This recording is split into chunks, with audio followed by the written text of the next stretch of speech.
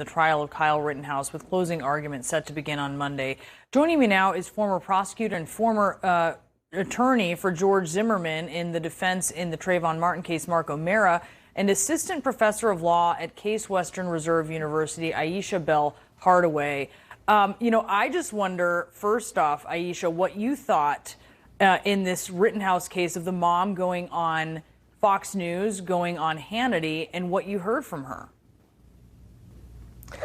So it's really clear that this mom is comfortable in this courtroom, that the judge's efforts to hold court, if you will, in the way that he has throughout this trial, has reassured her in many ways that her son is going to get what she deems to be a fair trial. And of course, I think that equates to an acquittal here. And so those conversations that she's been having with those particular jurists, I think just reinforce for us how in many ways polarized this trial has been.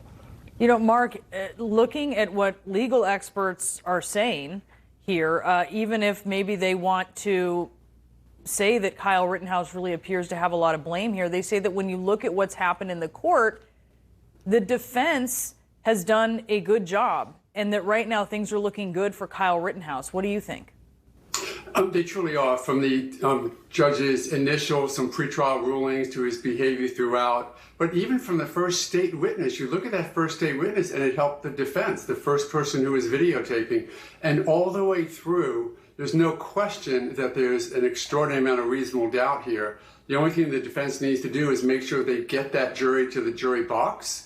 The only thing the prosecution can hope is to focus on a couple of the jurors and see if there's a way to mistry the case by a hung jury or learn their mistakes from this trial if they get a chance to try it again.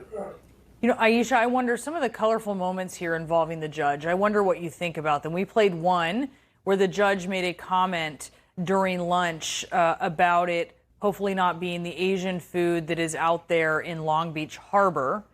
What did you think of that joke? Well, that joke, outside the hearing of the jury, in many ways probably won't have an impact on the outcome of this trial. I've heard throughout this trial a lot of people speak to the fact that in his nearly 40 years of trying cases there in Kenosha, that it's his custom and his practice to operate in this way, to not do sidebars and to have a very open courtroom. I would say at the point where, in the presence of the jury, the judge appears to be impartial or appears to be partial and doesn't have the appearance of impartiality and in many ways seems to be favoring one side over the other, that causes some real questions and problems with people having confidence in the overall outcome of the case. I say that primarily because, as we saw yesterday, this judge decided to open court by applauding essentially the defense's first witness for the day, Dr. Black, who was going to testify about the camera footage and the length of time it took for certain things to happen. In that moment where everyone's applauding for Veterans Day and he announces that Dr. Black is in fact a veteran and apparently the only veteran in the room, that really, I think, sends a strong message to the jury that this judge favors the defense, and in some ways he may end up being the head juror, even if he's not back in the deliberation room.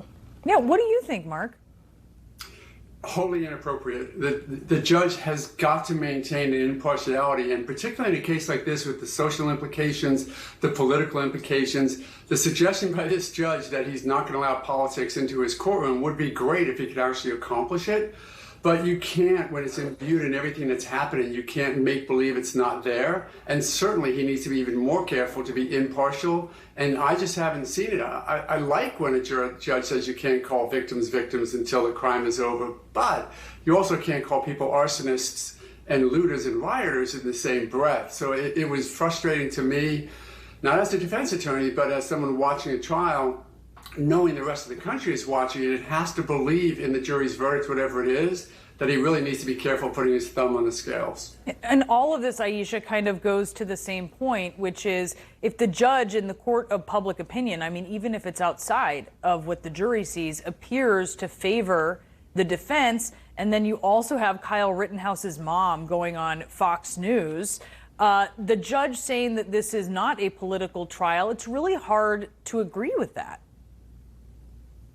Yeah, absolutely. On the point of the political trial, he can't conflate sort of his desire for the trial not to be political and at the same time, take away the prosecution's right to attack the credibility or the motives of any particular witness based on, their political viewpoints or the agenda of a political party, if you will. This is really troubling, and I think in many ways, just regardless of if there's reasonable doubt here on the intentionality piece of this, it's going to cause folks to walk away questioning how an individual could go across state lines, illegally buy an AR-15 and carry it while purporting to be a medic on a particular night, and walk away without some severe consequences. Aisha and Mark, thank you so much. This is such an important case as the entire country watches, and we appreciate your perspective. Thank you. Up next, some new reporting on who President Biden will pick for what is being called the most important job in America. And Olympic gold medalist Suni Lee